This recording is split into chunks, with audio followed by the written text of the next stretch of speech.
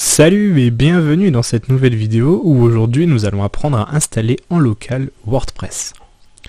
Donc il peut être intéressant d'installer WordPress notamment pour pouvoir travailler plus rapidement, travailler sans internet et surtout ne pas payer de serveur alors que notre site n'est pas encore en production.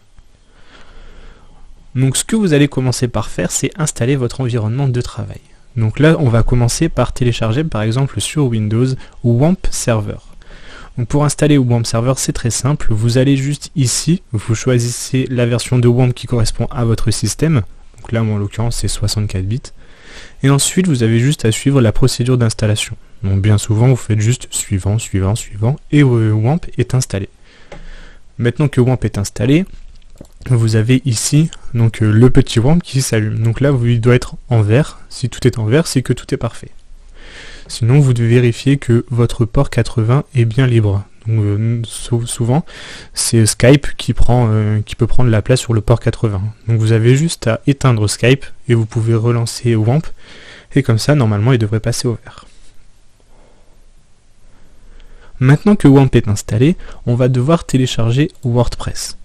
Donc là, ici, vous devez aller sur wordpress.org/download. Le lien sera bien sûr dans la description. Là ici, vous allez dans Download WordPress et vous aurez un zip qui sera téléchargé. Donc là ici, je l'ai téléchargé. Voilà comment il se présente. Donc là, j'ai juste un WordPress avec tous les fichiers de WordPress qui correspondent. Maintenant, ce que nous allons faire, c'est déplacer ces fichiers dans WAMP pour pouvoir les voir. Donc là, vous allez dans vos dossiers, vous allez dans WAMP 3W, dans le C2 point bien sûr, et vous allez créer un dossier. Donc là, moi je l'ai appelé WordPress. Vous l'appelez bien sûr comme vous voulez. Donc maintenant que ce dossier est créé, ce qu'on va faire, c'est déplacer tous ces fichiers. On va les mettre dans le dossier qui nous intéresse. Maintenant que tous ces dossiers sont téléchargés, vous pouvez fermer le zip. Et là ici, dans votre navigateur, vous allez vous rendre sur localhost / le dossier que vous avez choisi. Donc moi, hop, j'y vais. Et là ici, nous avons la première configuration de WordPress. Donc là, je vais commencer par choisir ma langue. Donc je prends le français, comme ceci. Donc là maintenant, WordPress nous dit qu'il a besoin de plusieurs choses.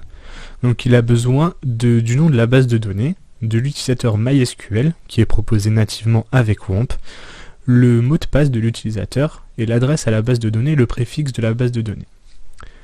Donc on a tout ça, on est parti. Là ici, il nous demande donc le nom de la base de données, l'utilisateur, le mot de passe, comme tout à l'heure.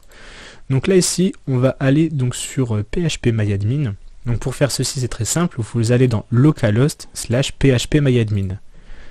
Et vous tombez directement sur phpMyAdmin. Donc là, les identifiants de base, ce seront root, donc root comme ceci, et le mot de passe, ce sera pareil. Donc maintenant, ce qu'on va faire, on va aller dans base de données, et on va créer notre première base de données. Donc là, je vais faire original, je vais l'appeler WordPress, comme ceci. Je crée ma table, et là ici, je vois qu'elle est bien apparue.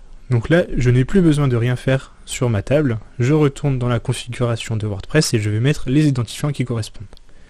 Donc le nom de la base de données, comme on vient de le mettre, c'est WordPress, l'identifiant c'est root, le mot de passe c'est root, et l'adresse de la base de données, dans notre cas, c'est localhost.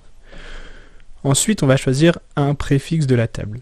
En fait, WordPress, quand on utilise des tables, il propose un préfixe. Donc le préfixe va nous permettre de rendre nos numéros de table uniques. Comme ça, d'un WordPress à l'autre, les tables ne seront pas les mêmes. Ça nous permet de ne pas être piraté assez facilement.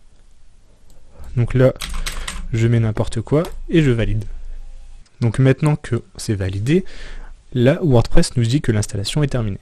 Donc je fais lancer l'installation, et là ici, on va passer à la première configuration. Donc là, on va mettre le titre de notre site, donc je vais mettre mon super site, l'identifiant, je vais mettre admin et les mots de passe admin, donc là c'est un mot de passe qui n'est pas très sécurisé, du coup je fais confirmer l'utilisation des mots de passe faibles, et enfin, je mets une adresse email. Là ici, vous pouvez demander au moteur de recherche de ne pas indexer ce site. Donc ça permet, quand vous travaillez en local, quand vous travaillez sur un serveur de pré-production, de pouvoir faire en sorte que votre site ne soit pas en conflit avec d'autres sites qui soient déjà en production. Donc là on est en local, donc on s'en fout, et je fais installer WordPress. Là ici, il nous dit que tout a bien été fait, je fais se connecter, et je mets mes identifiants admin et admin, je me connecte, et là ici, je tombe bien sur l'administration de WordPress. Donc là ici, si je fais aller sur le site, je vois bien que mon site est disponible. Donc nous venons d'installer WordPress en local. J'espère que cette vidéo vous a plu. Si vous avez des questions ou des problèmes, je reste disponible dans les commentaires. Au revoir.